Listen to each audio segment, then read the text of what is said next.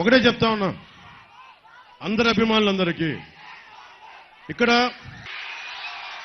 Megastar Chiranjeevi గారి అభిమానులు ఉన్నారు, రామ్ చరణ్ గారి అభిమానులు ఉన్నారు, జూనియర్ ఎన్టీఆర్ గారి అభిమానులు ఉన్నారు, ప్రభాస్ గారి అభిమానులు ఉన్నారు, మన గుంటూరు కారం మహేష్ గారి అభిమానులు ఉన్నారు, పుష్ప అల్లు అర్జున్ గారి అభిమానులు ఉన్నారు.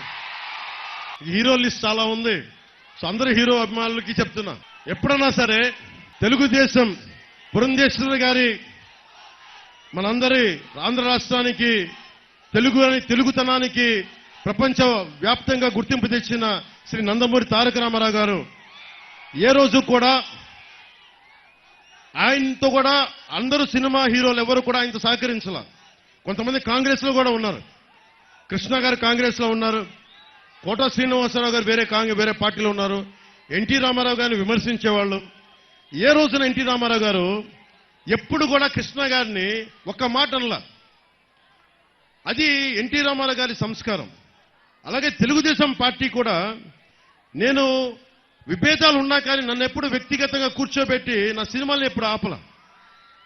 మీ అందరూ అభిమానించే ముఖ్యంగా ఆ రోజున చిరంజీవి గారిని, ప్రభాస్ గారిని, మహేష్ గారిని వాళ్ళ ముగ్గురిని నడిపించి, ఎక్కడో ఇంటి బయట ఆపించి నడిపించి కనీసం భోజనం కూడా పెట్టకుండా ప్రైవేట్ మీటింగ్ జరుగుతూ ఉంటే అసలు ఆ మీటింగ్ జగన్కి చిరంజీవి గారికి సంబంధం లేదు.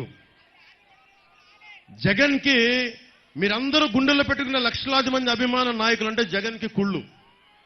ఆ కలుగులో ఎలుకది తట్టుకోలేదు. పాపం నిన్న కాకినాడ ఆదిత్య కాలేజీలో గర్వంగా బయటకు వచ్చాడు. దేనికి వచ్చాడు? CM sir thank you sir, CM sir thank you అని చెప్తామని వచ్చారు. అక్కడ జరిగిన విషయం వేరే అనుకోండి.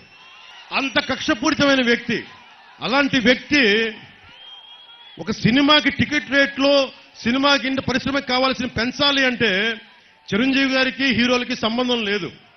నిర్మాతల మండలి ఉంది, ట్రేడ్ బాడీ ఉంది. అలాంటి వాళ్ళందరినీ తీసుకొచ్చి ఒక సేడిస్టిక్ గా సీక్రెట్ కెమెరాలు పెట్టి అవి తీసి మైకులు పెట్టి పాపం వాళ్ళు మర్యాదపూర్వకంగా అడిగి, మరి మన సీఎం స్థాయి వ్యక్తి దగ్గరికి వచ్చినప్పుడు అగౌరవంగా మాట్లాడరు కదా. చిరంజీవి గారు అందరి తరఫున మాట్లాడితే ఆయన్ని కూడా అగౌరవపరిచిన వ్యక్తి. అజాత శత్రువు చిరంజీవి గారు.